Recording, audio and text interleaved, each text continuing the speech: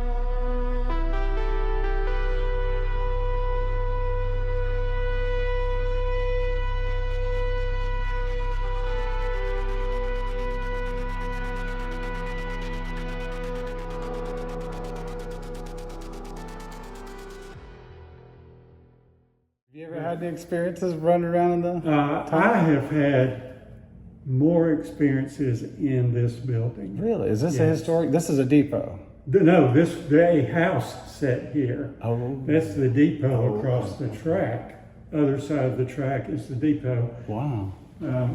Museum's part of your fee, so I'll go ahead and show you. I don't wear men's clothes, I wear my clothes. God, you scared me to halfway to hell, Dr. Mary In Walker. 1870, I was arrested in New Orleans for wearing pants.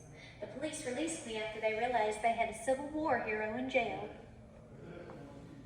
Look at this In guy. 1970, at the age of 86, I was stripped of my Medal of Honor for being a civilian. It wasn't until 1977 that I was restored to the Medal of Honor role. Definitely wearing pants a lot. You're sticking to the meme pretty hard, I'll give you that. Like, I real am one hard. of only 8 civilians to be awarded the Medal of Honor, and to this day, I'm the only woman to receive the award. So in this photo, there's the depot. Yeah. There's the original tunnel. Yeah. Look the other side of the track. Barely see a little There bit. is a house setting Yes, really. about where our museum site sits. Right, yes. Couldn't be any spookier. Yeah. I discovered this after working here 2 years. And other tour guides have experienced things in here.